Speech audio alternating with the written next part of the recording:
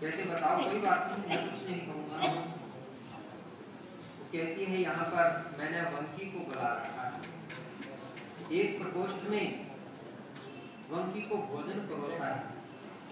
भोजन के आरंभ में उसने भगवान का नाम लिया, क्योंकि आचार्य जी ने कहा है एक परमेश्वर दुर्लभ या परमेश्वर का चिंतन करने वाला दुर्लभ। संसार में केवल दो वस्तुएं दुर्लभ, परमेश्वर दुर्लभ का परमेश्वर के आठवीं का तो दुर्लभ।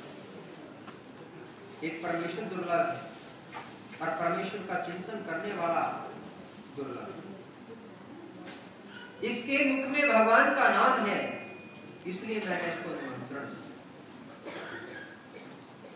श्री केशव व्यास जी ने सुना और सुन करके बेमायसा तो कहा उसको हमारे पास बुला।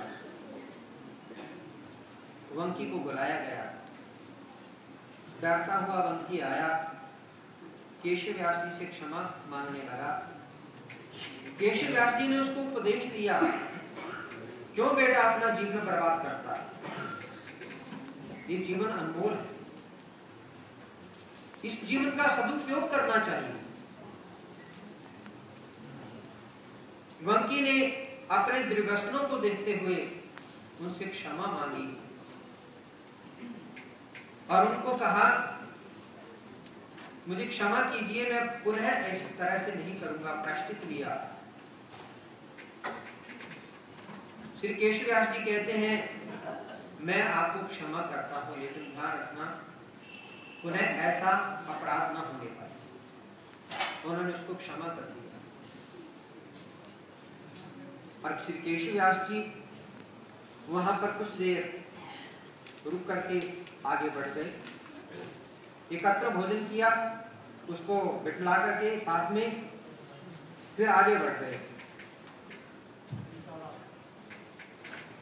उनमें क्षमाशीलता के कारण एक बार की ऐसी बात है कि आचार्य जी तीर्थाटन क्रम में जाते हुए रामदरा एक तीर्थ स्थान है, वहां पर पहुंचते हैं। तो वहां पर एक तीर्थ इत्यादि करने के पश्चात भोजन के समय एक बहुत बड़ी विस्तीर्ण शिला खंड होता है। उस विस्तीर्ण शिलाखंड के ऊपर सभी भोजन करने बैठ जाते हैं। सभी को परोसा जाता है, लेकिन जो परोसने वाला है वो गलती से श्री केशव व्यास जी को और श्री दामोदर व्यास जी को परोसना भूल जाता है। परोसने के पश्चात जयकारा बोला जाता है। भगवान का जयकारा बोलने के बाद सभी भोजन की शुरुआत करते हैं। श्री केशव व्यास जी और श्री दामोदर व्यास जी हाथ पर हाथ रखे बैठे होते हैं। आचार्य जी कहते हैं क्या बात है, आपका क्या व्रत है, क्या आपने पोषण रखा हुआ है, आप क्यों नहीं खाते? पता चला कि उनको परोसा ही नहीं कर। आचार्य जी बहुत गुस्सा हुए परोसने वाले के ऊपर, क्यों नहीं परोसा? तब भी उनके मन में किसी भी प्रकार का रोष नहीं। तो ये भी उनकी क्षमाशीलता का एक प्रतीक है। इसी तरह जिस तरह से वो विद्वान थे, उसी तरह उनमें एक सेवा भाव भी बहुत,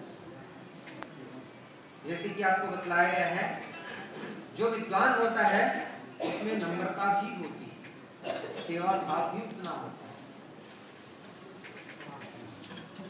एक रामदेव नाम का एक छोटा बालक, जिसने आचार्य जी के पास आकर के अनुसरण ले लिया था, शास्त्र का थोड़ा सा श्रवण किया और श्रवण करते ही उसमें धर्माचरण की इतना आवेश था, तो धर्माचरण करना चाहते थे।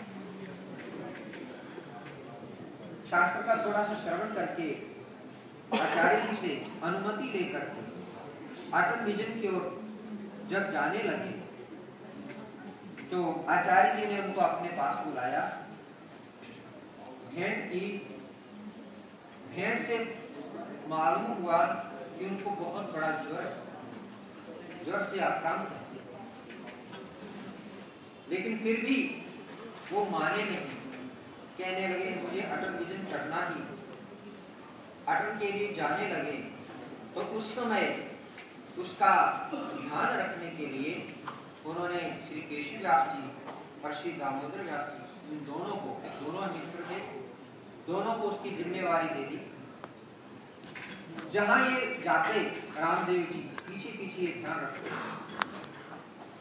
बीमार होने के कारण जहां भिक्षा के लिए जाते, जैसे आगे आगे वो दोनों मित्र जा रहे हैं भिक्षा के लिए, और अगर कोई चावल की भिक्षा देता तो उनको कह देते कि चावल की भिक्षा ये जो पीछे महात्मा जी आ रहे हैं, छोटे महात्मा जी, उनको परोसना।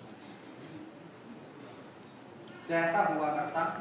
कभी कभी जब भी उनको पता चल जाता कि इन्होंने मुझे भिक्षा परोसने के लिए उनको कुछ कहा है, तो उस गली को ही छोड़ देते और दूसरी गली में जाते थे भिक्षा। वो इतने विरक्त थे रामदेव, तो उनका ध्यान ये रखा करते थे, रामदेव की इतना दृढ़ वैराग्य देख करके कभी कभी जब वो अपनी साधना में तल्लीन होते थे, उनको उदास देख करके रामदेव श्री केशव व्यास जी उनको ओलियां सुनाया करते थे, मराठी की ओलियां सुनाते थे और शास्त्र बतलाते थे। एक बार उन्होंने रामदेव को महावाक्य बतलाया। तो इस प्रकार से उनमें सेवा भाव बहुत था। ये तीनों में इतनी मित्रता थी श्री केशव व्यास, श्री दामोदर व्यास जी और राघव भट्ट में, इनकी एक बार मित्रता को देखते हुए आचार्य जी कहते हैं, एक मूर्ति त्रयो भागा, राम पंडित केशव देवा। एक मूर्ति है, उनके तीन भाग हैं, राम पंडित और केशव देव। इसी तरह से एक बार की बात है, दोनों मित्र श्री रामदेव, दामोदर व्यास और श्री केशव व्यास जी सूरी आटन क्रम से कहीं जा रहे हैं। जाते जाते रास्ते में एक स्थान पे पहुंचे। उन्होंने अपना अटल विजन इत्यादि क्रम किया। उसके बाद पश्चात पुनः अटल क्रम से आगे बढ़ रहे थे।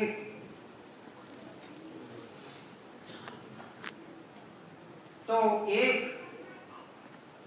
घुड़सवार, घोड़े पर सवार हुआ एक व्यक्ति, एक राजपूत था जो शराब के नशे में धुत। वो शराब का नशे ने उसको पागल कर रखा था। जब ये कोई मद्यपान करता है तो उसकी बुद्धि काम नहीं करती, तो निर्बुद्ध हो जाता है। उधर से उसने दो सन्यासियों को इन्हीं को आते हुए देखा, श्री केशव व्यास जी और श्री दामोदर व्यास जी। इन दोनों को आते हुए देखा, घोड़े से उतरा और उसने तलवार निकाल ली। उसके हाथ में तलवार। श्री दामोदर जी का ध्यान उस तरफ नहीं था, उसका ध्यान कहीं और। श्री केशव व्यास जी के ध्यान में आ गया कि ये जो व्यक्ति है ये कुछ ना कुछ अपघात करेगा।